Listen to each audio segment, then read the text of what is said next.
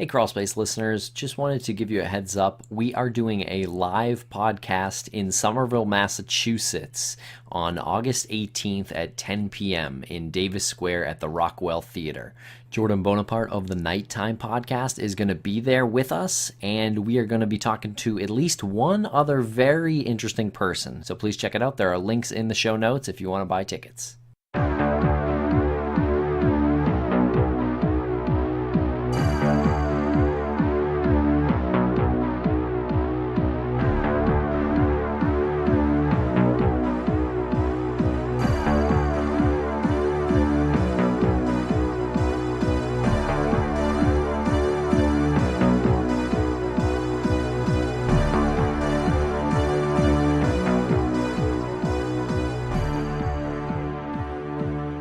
Welcome to Crawlspace. Lance, tonight we have a new kind of episode, something we always really intended on doing, something that we have affectionately called the Crawlspace Vault. It's really exciting, right? Because we did Crawlspace as a way to explore different cases, and then we realized that these cases were going to get us as involved as Maura Murray, with Brianna Maitland and the Missing Men of Boston and the Dean murder. And I think you and I both have very similar personalities where we get a little OCD about each case. So it's not like you can just cover the Dean murder in 3 episodes. We have to cover it as deep and as detailed as possible. But what we really want to do, and we just can't seem to do, is just have a conversation. Maybe people just think that we're very morbid people. Like you and I, upon listening to these things, if I didn't know us, I'd be like, these guys are dark, but we're not. We tend to use humor a lot when discussing and getting deep into the dark matter. Tonight, for this episode, it's a little bit different. We're not going to talk about the Brianna Maitland case. We're not going to talk about the Vanishing Men of Boston or the Dean murder or the Maura Murray case. What we are going to do is talk a little bit about our histories and why we got to love true crime and the darkness. And we also want to read a few iTunes reviews, which I think is something we promised we would do, and we really haven't done. So we want to read some of those as well. Yeah, you just said something that reminded me of a Albert Einstein quote. The most beautiful experience we can have is the mysterious. It is the fundamental emotion that stands at the cradle of true art and true science.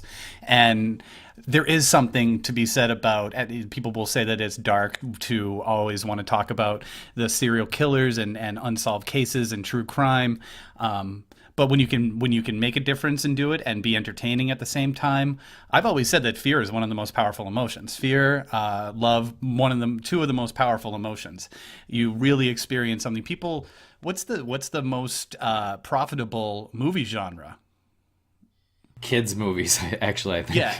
Okay. Yeah. If you're talking about like 2-to-1 like ticket ratio, but when you look at it, like people love being scared. People pay big money to be scared. Right. Which is crazy when you think about it. Look at the roller coaster industry and the horror movie industry as well. Some movies really catch fire. There's just so many horror movies that are made that not all of them will ever make money because they're one of the cheapest movies to make, and a lot of indie producers make them. Actually, we know because we've made horror movies. Pan Man, by the way, check that one out. Wait, is there a demon in your kitchen? So, yeah. But yeah, people pay money to be afraid. And one thing that I learned from reading some articles about podcasting and true crime podcasting is that a lot of times people are learning from the true crime podcasts that they listen to, this entertainment, this form of entertainment that they're getting. They're also learning how to be safe. Yes. And live their lives more safely than they would if they weren't aware of these cases. Yes. Being safe and being responsible and being a little bit more aware. I guess that goes with being safe. Yeah. Yeah. So you don't realize it, right? We didn't realize it when we started it, and when the people started listening, they didn't realize it. So there's a whole onion of there's whole layers of why you listen to true crime and mysteries and why it's interesting, because you do learn a little bit about how you act in the world. And it's simplicity too that scares you. When you start the things that are frightening about the Dean murder and the Vanishing Men of Boston and Brianna Maitland and Maura Murray is that everything up until the apparent crime is very simple. A simple man in a simple town, a simple young woman in a small simple town. Everything is simplicity. And when you take simplicity and you turn it on its head and you turn it into something terrible, that's the scariest thing. Primal fear is the thing that makes us most scared. The movie 47 Meters Down that just came out a couple weeks ago, the shark movie. I don't know if you know the premise of this movie. Yeah. But these two women on vacation, they hop into a shark cage, like one of these things where you can get close to sharks and view them. And they're in this cage together, and they're lowered down, and these sharks are around them. The people throw out blood and meat, and the sharks are there, but the line snaps and the cage, trapped, it's locked still, and it falls all the way down to the bottom of the ocean floor, 47 meters down. And so there's so much primal fear in that one premise. I've told a few people that, and they said I get it. I've gotten anxiety just hearing you tell me that premise. Do you know what else makes you feel fear? That they use meters and not feet, because it wouldn't sound the same, right? It wouldn't sound the same if they said like 5,700 feet down, right. Or whatever I can hear people. I can hear people emailing me right now to let me know how many. It's probably, what is it? I think it's like 3 feet per meter. It's like 3.3 feet per meter. So yeah. Do the friggin' math, and you got what I'm saying. We never promised anyone math on this show. We didn't. Well, actually, we did not. We never did. But yeah, I mean, you if it was called like 242 feet down, it wouldn't be as frightening. Meters just sounds more frightening. But I just find it interesting because that movie is sort of like summer movie. It's a little bit of a B movie type. The way it's made, the reviews were tepid.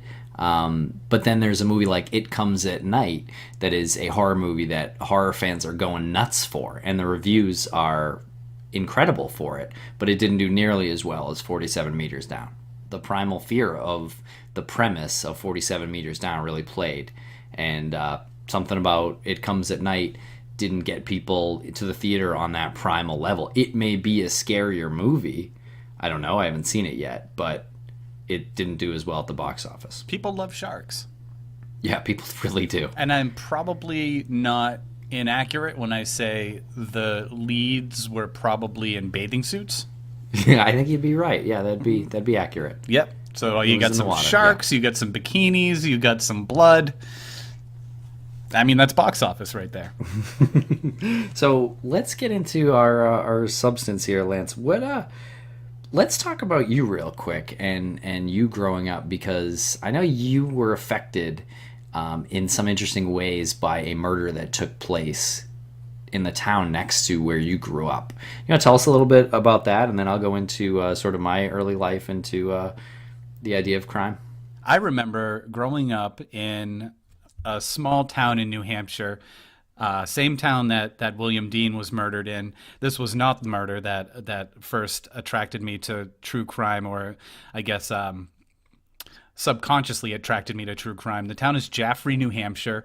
I grew up there, and I was just about 10 years old when I first heard of the murder of Craig Lane. And Craig Lane was a 17-year-old high school student. He grew up in the town of Peterborough, New Hampshire, went to the rival high school that my sister went to, the one in Jaffrey, New Hampshire, Conant High School, and he went to Conval High School. And they were sort of pseudo-rivals. He worked at a gas station in a small shopping center plaza parking lot, and it was one of those gas stations that they don't really make anymore. I think there were maybe 2 or 3 pumps. There was the little kiosk in the middle. And for the most part, it was wide enough and long enough for a desk and somebody to sit and be behind the register. And one night in January, a father and his young daughter pulled up to see somebody running out. His image was visible in their headlights. The daughter and both the father saw the face, and then the perpetrator, ran across the street and into the woods. They went up closer to this kiosk and discovered the body of Craig Lane, who had been stabbed multiple times. The cash register was open. It turns out a small amount of money, of cash, was grabbed, along with some receipts, some various random receipts. The perpetrator ran to, I don't know if you remember Ames. Oh yeah. Ames was a department store. Zayres before that. Zayres, yeah. If you Zayres. It was really the Amazon of the 80s. Yeah, before Walmart, there was Zayres and Ames and Kmart. The perpetrator ran into Ames, which was across the street, down a small road. I would say if you were to go like point A to point B, it's maybe half mile.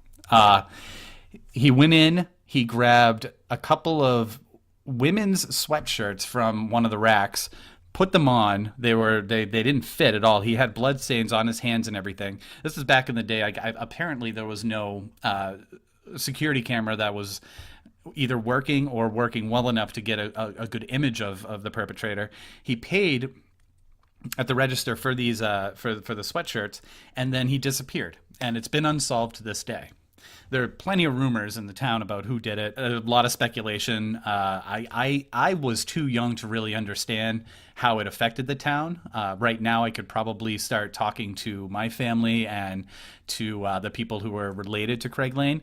But what stood out to me, pretty much the crucial, pivotal moment in my true crime subconscious addiction, was when I was walking to school.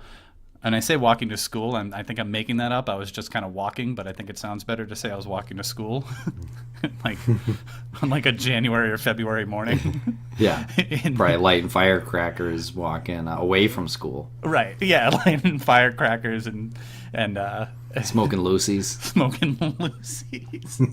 smoking rolling my Lucy's and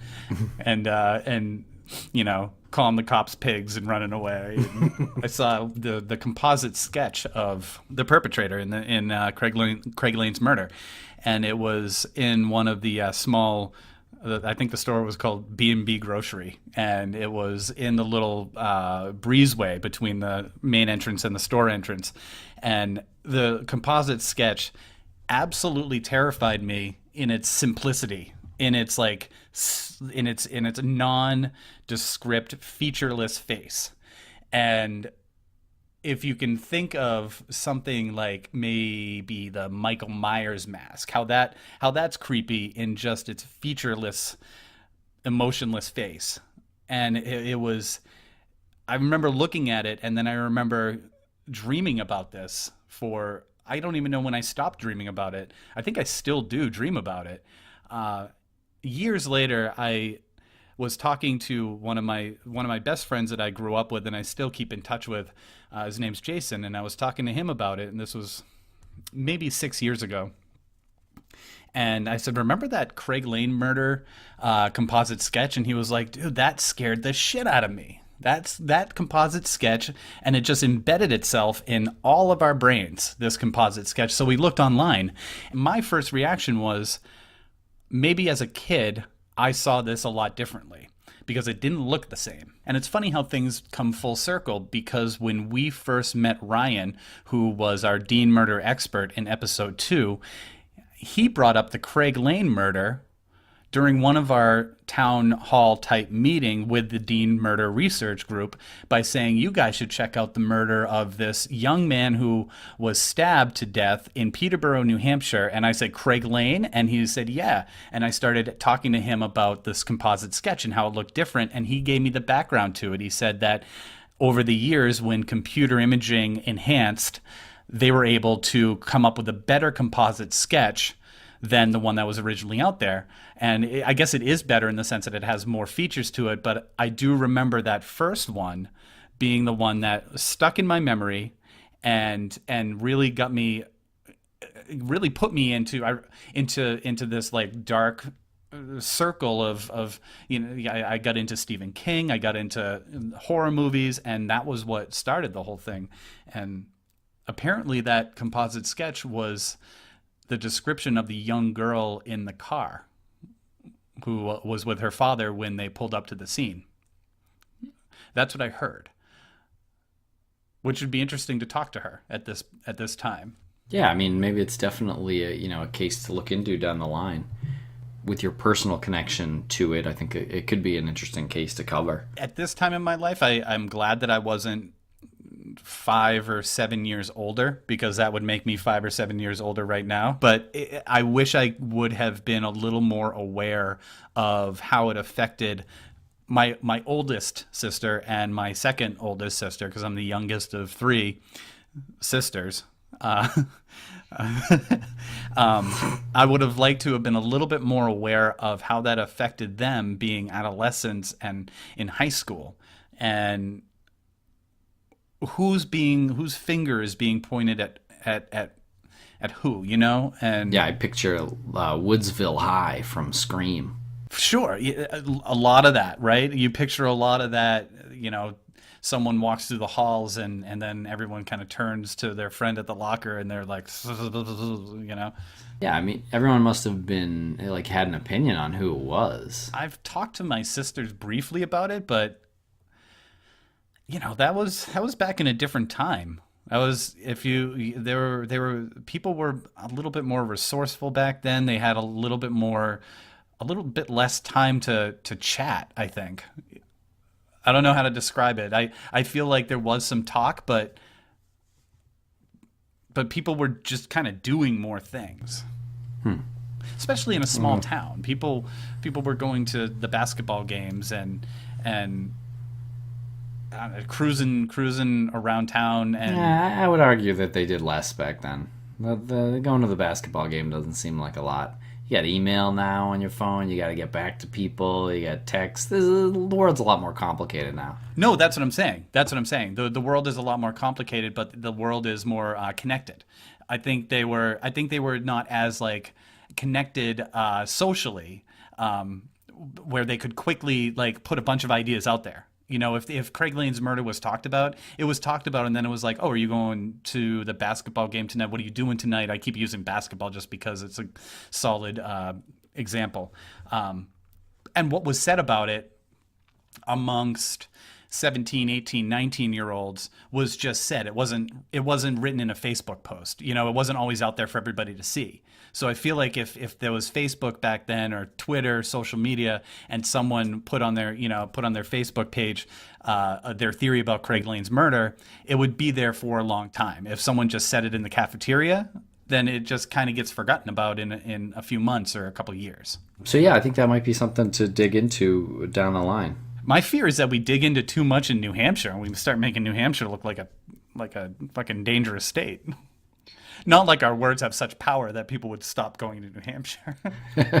Yeah, we'd affect the tourist industry. Yeah. Well, I'm looking at the recording time here, and I think I've just absolutely rambled for about 18 minutes straight. And if anyone's still listening to this, they can hear how you got involved in the true crime arena. Oh, thanks for letting me talk. Oh, yeah. Ladies and gentlemen, Lance Reenstierna here, and my special guest, Tim Pilleri, and he's going to bore us all with his story about how he got involved in true crime almost as much as I did. Oh, thank you. Sound effect? Is that our first official sound effect? Don't talk over it.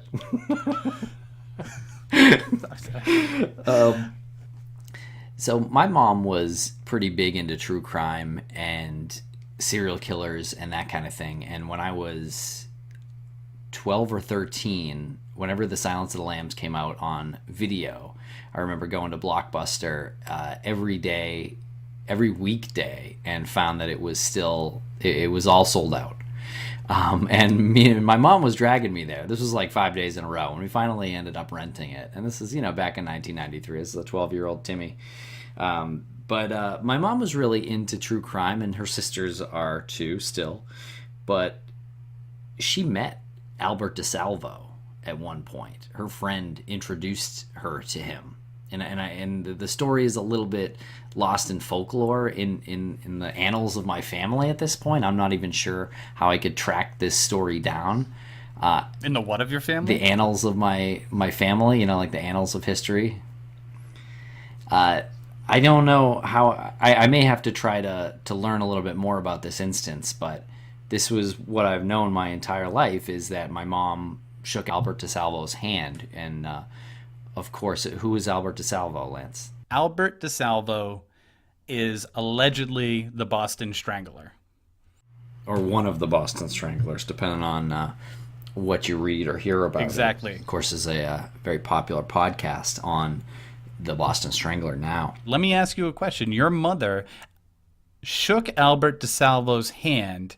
Albert DeSalvo, or the Boston Stranglers, I would say reign of terror in Boston, lasted 2 years, from June of 62 to January of 64. That's when 13 women were found strangled, allegedly by the Boston Strangler, who allegedly was Albert DeSalvo. When did your mother shake the alleged Boston Strangler's hand? I'm not sure. Do you know when he was arrested? I think it was 1964. It was October of 1964. He confessed to his attorney, who happened to be standing right above the Crawlspace banner at CrimeCon 2017 purely by accident, F. Lee Bailey. Right. Yeah, but that's a good question. I'm not sure. Now I'm starting to think, well, the story doesn't sound that real, because my mom would have been like 10 years old, 11 or 12 years old maybe back then. But that is the story as I knew it. I heard she was introduced to Albert. It was a friend, so it must have been a friend of her mom's or dad's. And actually, speaking of my mom's mom was roommates with the Black Dahlia at one point in her life, and that is 100% true. Elizabeth Short and my grandmother, Eleanor McBride, were roommates for a very short period. At one point, Elizabeth Short lived in Medford, Mass., which is the same city I grew up in. Right. Your grandmother met the Black Dahlia. Was roommates with the Black Dahlia. What was your grandmother's name again? Eleanor McBride. Or actually, I suppose it would have been Howard back then. No, let's stick with Eleanor McBride, because that's like I feel like she wrote like Pride and Prejudice. Pride and Prejudice by Eleanor McBride. This is crazy. This is crazy. Your mother, which I buy this though. I mean, she didn't have to be in her 20s or 30s to shake anyone's hand. She could have been introduced to somebody. Albert DeSalvo was he was the man who was labeled the Green Man, who would knock on women's doors. He would case women's apartments and homes and knock on their doors and claim that he was there to fix the air conditioning unit or their garbage disposal in their sink, and then he would fondle them. He would sexually assault them. He was arrested for that, and it wouldn't surprise me if he met your mother or somebody that your mother knew, or your grandfather on your mother's side, somewhere along the lines. I mean, it's Medford and Malden and Everett and Boston back in the 60s. It's a small world now. It's a very small world then. I could imagine something like that could happen.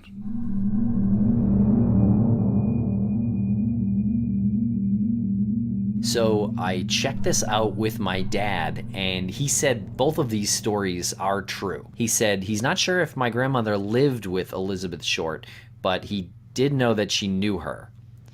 And my mom had a friend whose uncle was Albert DeSalvo, and she was over her friend's house, and her friend introduced him to her. He said it may have only been once. And that puts your mom's age at what we're saying, like she's young, right? 9, 10, 11-ish? Yes, exactly. Crazy. Yeah.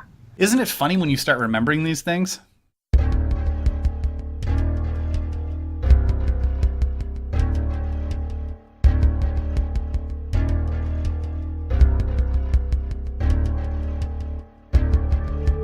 And now a brief word from our sponsor, Casper.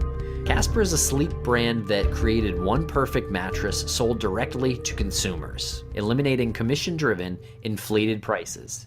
Its award-winning sleep surface was developed in-house, has a sleek design, and is delivered in a small, how did they do that, sized box. In addition to the mattress, Casper also offers an adaptive pillow and soft, breathable sheets. You know what's fascinating to me is the mattress industry. You don't think about the mattress industry, right? But it's something that you use every day. The mattress industry has forced consumers into paying notoriously high markups. We're all familiar with it. Casper is revolutionizing the mattress industry by cutting the cost of dealing with resellers and showrooms and passing that savings directly to you, Tim, and you, fellow listener, the consumers. And the quality is outstanding. An in-house team of engineers spent thousands of hours developing the Casper.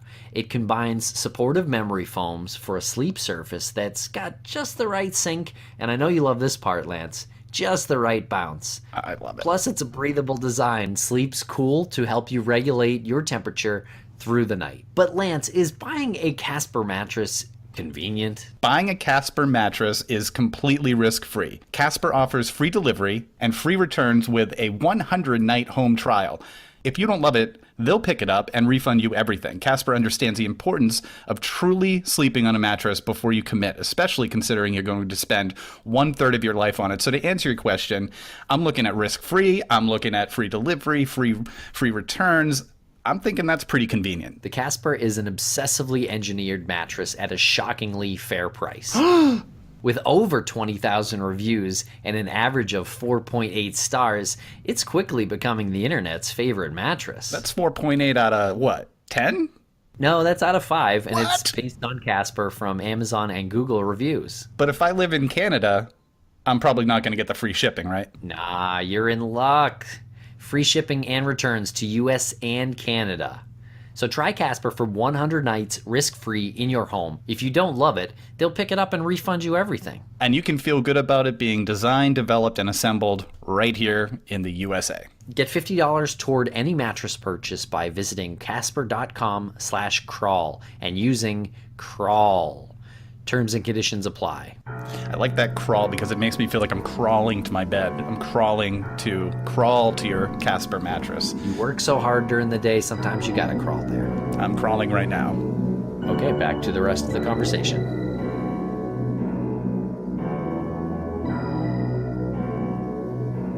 The way we decided to do this episode was to just have a conversation, because we never really have a conversation. We always approach something every episode that we work on. We have some sort of guideline that we're going by, but this one we were like, let's talk about serial killers, let's talk about how we're getting started in this.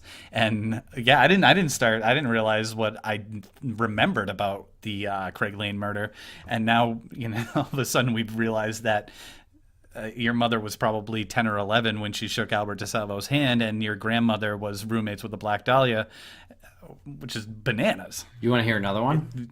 That's why I'm here. I played basketball at Barry Park in Medford, Mass. when I was probably 12 or 13, and maybe 14 or 15, and there was a couple of kids from Somerville. It was a 2-on-2 game. I don't even remember the friend that I had with me. I could make some guesses, but we played a couple of kids from Somerville.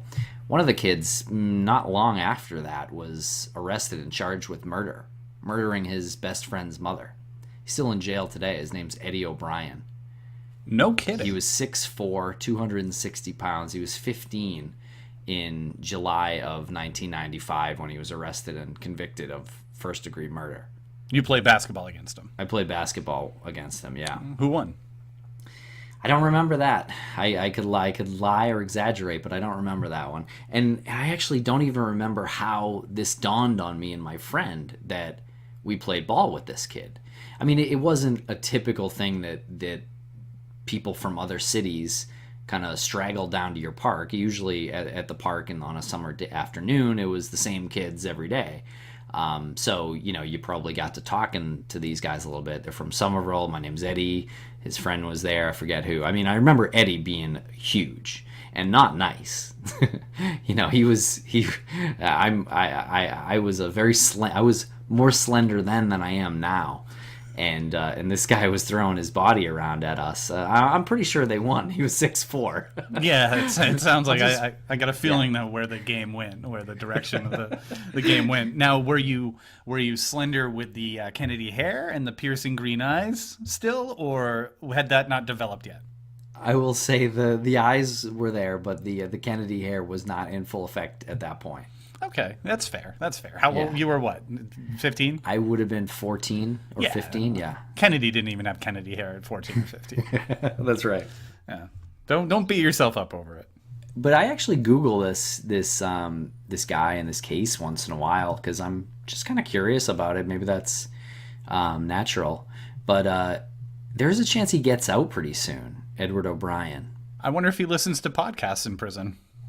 I don't know. Actually, I'm looking at one article here, and it says that he's not even guilty. Said he spent over 22 years behind bars. By all accounts, he is positive and mentally healthy. He has daily contact with family and friends. He is a voracious reader, a maturing writer, and is well informed regarding world events. So maybe he does listen to podcasts. He also joins with others twice a week to say the rosary. This is an article from the Somerville Times by William Shelton back in January of this year. Does it say that he's an avid pickup basketball player? Once played against Crawlspace's Tim Pilleri and dominated him. But he walked away from that game and he said, "Man, that boy's got an olive oil voice. That boy's not a basketball player." But if memory serves correctly, I think what happened was my friend who I was on the same team with, like called me or you know he would actually just drop by and knock on the door, see if I was home. That those were the days, 1994, 1995. But he said, you know, did you see that news report about the guy in the paper? And I said no, and he said, you know, the guy we played basketball with, like, and this was like no more than a few weeks or a month after we had played basketball with them. And I said, yeah. He said he killed his friend's mother, which happened to be his neighbor too. And I do remember reading a lot about this case back then, and that he was spotted by a neighbor, and that he saw the neighbor looking at him, and he smiled back, and then he took off. And that terrified me as a young kid. Right, because you hear that he smiled back like an evil smile. It was probably like an ear-to-ear smile with fangs in your brain, right? It was, Exactly. you know, like his eyes went black and he, you know, and then, Vanished into a cloud of smoke, yeah. yeah, and he did like the finger across the throat thing and then, you know, leapt away and crawled up a tree or something, scampered, did like a backwards crab walk away. Well, you know, your brain will do some interesting things to you, especially after you read that this guy allegedly stabbed his best friend's mother 98 times. 98 times that's just pure rage. I mean, this isn't like, was this a robbery that went wrong? And 98 times. Yeah. You could probably stab somebody twice in a second, right? Yeah. Nine. And they don't want to die. That is incredible. This randomness, right? You think about this, like that with Craig Lane's murder. He was stabbed, I forgot what it was. He was stabbed multiple times in the throat. He was working his night job. He was just working. He was 17 years old. He was probably, I don't know, reading a magazine or something, and this random person comes in and robs him, and doesn't have to just, I mean, if you Google the Craig Lane murder, you'll see what Craig Lane looks like. He looks like a good kid. He's clean cut. He's got glasses. His father was the chief of police, and he was just there working, and 1 second just trying to keep warm. Right, it's January, and then the next second, he's just bleeding out. Yeah, what goes through someone's head when that's happening? 98 times is goddamn ridiculous. Why are they saying that he might be innocent? I'd have to read more into it. Maybe that's something we can dive into a little bit later on down the line too. But there is a quote here in the same article from Judge Hefferon, who is now 84 years old. He's quoted as saying, "I hope I'm alive to see him walk out of jail." Boston College Law School's Innocence Program has accepted Eddie's case for review. So maybe it is something to dig into a little bit down the line. I mean, this is maybe even a guy we could get on the show down the line, I'm sure he wouldn't remember the ass whooping that I laid on him on the basketball court that day, but we could certainly ask him about it. Yeah, I mean, that would be the primary focus of the interview, which would be to really focus on your pump fake, which is nasty. Do you know how many points Tim scored against you that day, Yeah, Eddie? Yeah, how many? We've only got a couple more questions and a few more minutes here. How many times did he freeze you in your Nike Airs? He froze you. He faked you, and then went in for the layup. Did that happen multiple times? Well, I just pictured you like not wanting to totally humiliate him. But yeah, that would be the primary focus of the interview, and then we'd have some auxiliary questions about his alleged misconviction of this crime. And I'd love to know what he was thinking when he did this too. I mean, if he really did do it, of course, but wouldn't it be great to get a murderer's honest answer on that? Right. You're saying, let's say he actually did it and he's let out of prison because he served his time and he found God, which is, doesn't that seem like just like an easy thing? It's a little cliche. Yeah, isn't it easy to be like, he prays to the rosary 5 times a day? Awesome. Super. Yeah, we should get him on. We should make sure that he actually loves Jesus now. We should shoot something where he's playing one-on-one with you. And then we'll start talking about his perhaps wrongful conviction. Are there any cases, Lance, that really kind of turn your crank still at this point in your life? And because I have one, and I'm just curious if there's any cases, maybe they're high profile, maybe they're not, things that really just make you curious and want to dig in. I feel like everything that we're working on, I mean, the Boston Strangler, just because it's local and it was one of the first serial killers that I mean, in the 60s, it was one of the first high-profile serial killers in America. I mean, they all, as you say, turn my crank. My crank is easily turned. There's a chance I'm turning it now. But I do know that there's the matter of Albert Fish, which you've always expressed interest in, and a completely horrific person. I think that's a pretty decent segue to talk about Albert Fish. Yeah, he's a real motherfucker, real monster who killed kids. Albert Fish was a serial killer who was alive in the early part of last century, from 1870 to 1936, when he was electrocuted in Sing Sing. He was known as the Werewolf of Wisteria, the Brooklyn Vampire, the Moon Maniac, the Gray Man, and of course, the Boogeyman. He's known as the Moon Maniac, the Werewolf, the Gray Man. You can say werewolf and you can say Moon Maniac, and that's like kind of creepy to me, but why is it that Gray Man is the... Now, I have in front of me why he is allegedly known as the Gray Man. Francis McDonald, who was 8 years old, was playing on the porch with his mother, and a gray-haired man who appeared to be frail, an old man, was walking down the street and muttering to himself. The mother noticed and didn't report anything, because why would you, right? But later that day, Francis was playing in the park. His friends noticed that he walked into the woods with an elderly gray-haired man. So when Francis McDonald was missing and found in the woods, badly beaten and strangled with his own suspenders, this gray-haired man kept coming up in conversation. So that's how we got the Gray Man moniker. This guy got on my radar after watching a documentary about him. I think it was called Albert Fish. It was a 2007 documentary that I was kind of terrified by, actually. But really, it's the letters that he wrote to the parents of the kids that he killed.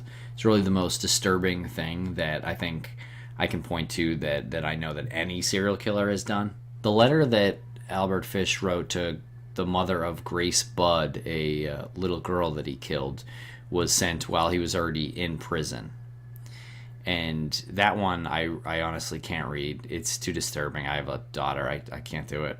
Yeah, seriously. You look at what this guy is about as nasty as they come. He has discussed the details of murdering one of the young boys, and with pleasure seems to be describing how he tied him up and beat him.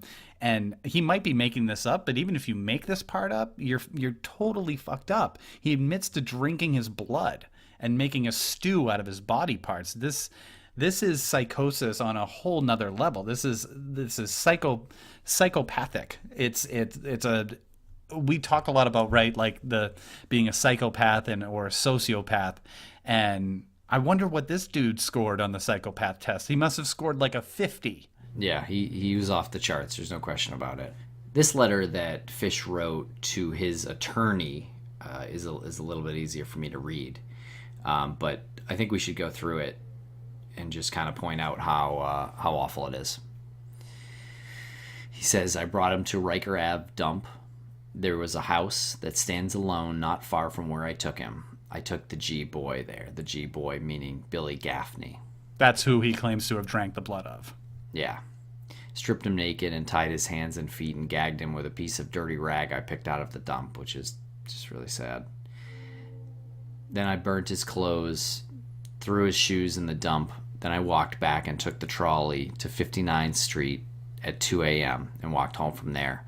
Next day at about 2 p.m. I took tools, a good heavy cat of 9 tails, homemade, short handle, cut one of my belts in half, slit these half in 6 strips about 8 inches long. I whipped his bare behind till the blood ran from his legs. Can you read the part about the cat 9 tails again? I took tools, a good heavy cat of 9 tails. A good heavy cat of 9 tails. Homemade, short handle. Jesus Christ, that's like a scourging. It's like a whip. It's like a yeah. Yeah, I really can't read some of this. It's just too terrifying. But he did cook Billy, and he ate him. It's just so disturbing reading the details. What year is this? This is 1927. The murder happened.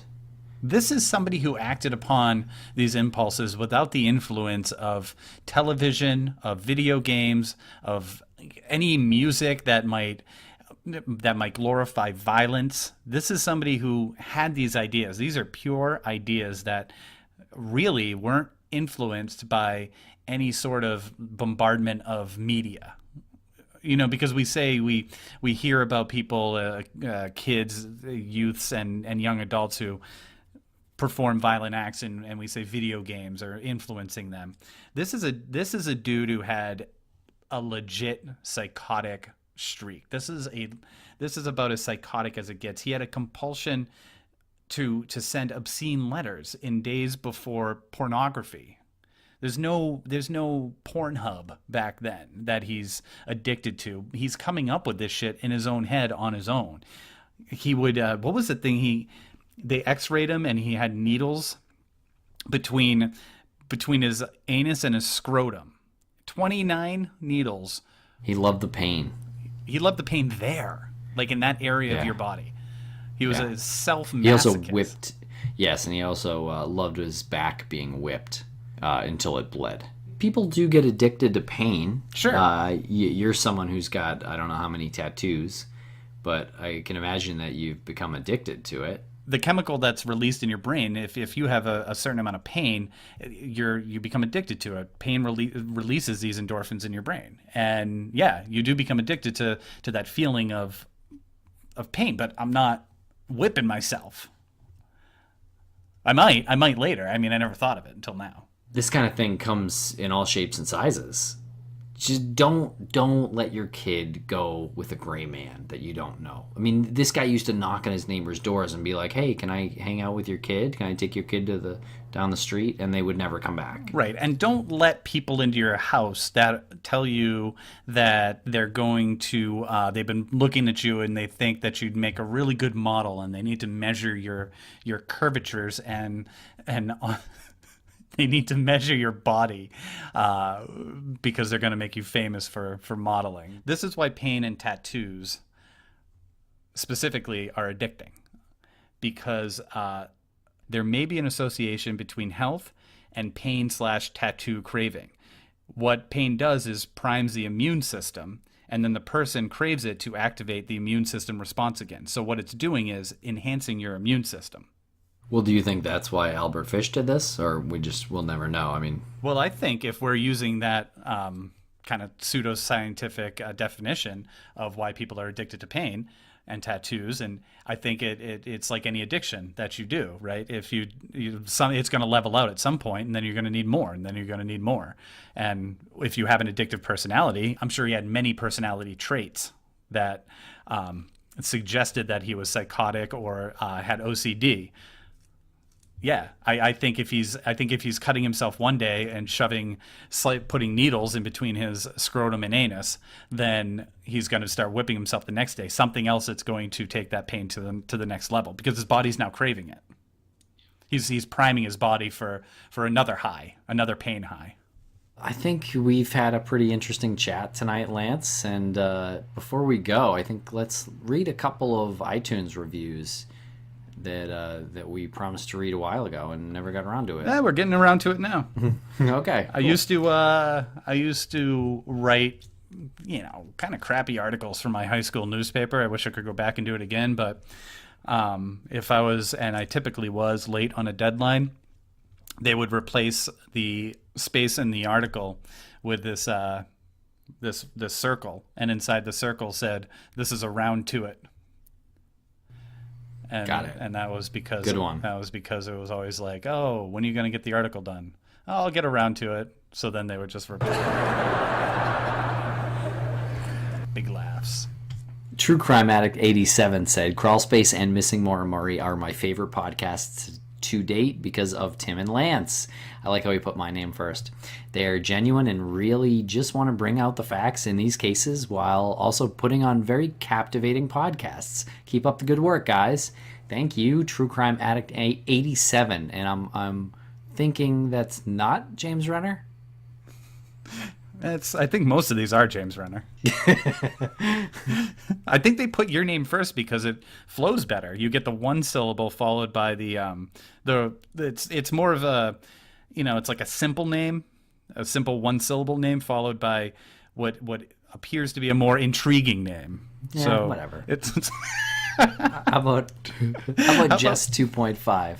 She said, 5 stars. She said, "I've been a listener of Missing Maura Murray since the beginning, and it's great to see this podcast grow in new and interesting ways. The crew is doing an excellent job with production, editing, and content." The crew is me, Lance, and sometimes Chloe. "It's fantastic to see hosts that are receptive to feedback and self-criticism, which we are. Part of the appeal of the show is that the hosts allow several competing theories and cases to be discussed openly and respectfully, each on their own merits. I'm really excited to see where this podcast goes and can't wait to see the documentary." Of course, she's talking about our Maura Murray documentary that we are working on, Lance, and we're going to have a lot more information about that soon, and it's really it's going to be awesome, just so you know. It's fantastic.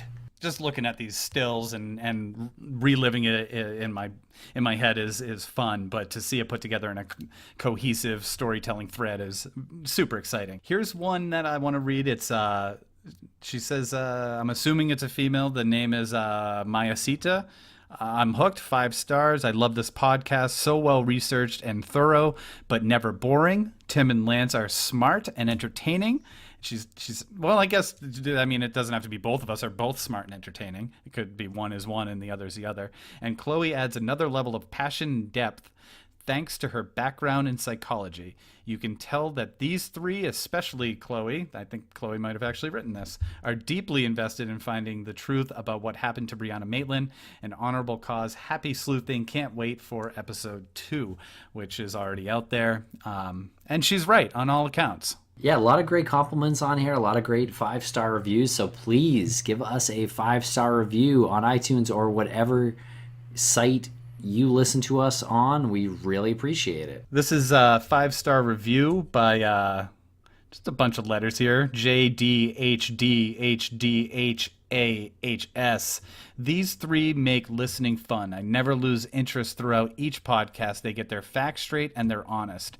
And besides, the podcast is for a great cause. Make sure to give them a listen and check out their Maura Murray podcast as well.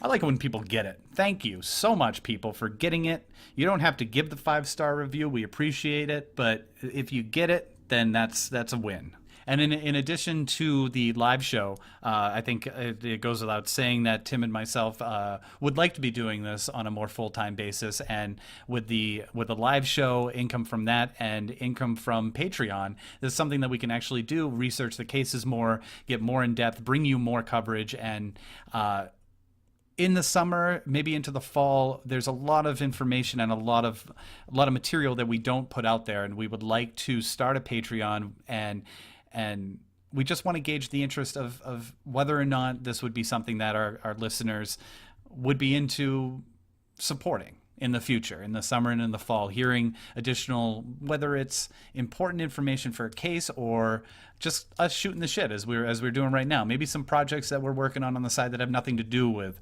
crime. It's more of a behind the scenes look, but it does support the overall cause of Crawlspace and Missing Maura Murray. Right. I really kind of want to get drunk one night and just like shoot the shit old stories that we have because we've known each other for so long. Right. That we have some really ridiculous comedic stories that I think we could tell in really humorous ways. So I think that's one thing that I want to do on Patreon when we finally get that up and running, but not focus on that completely. But I think it would be kind of fun. Right. It'd be one of the things. Wow, we've talked for an hour. I know. We gotta go. We gotta go. Jesus.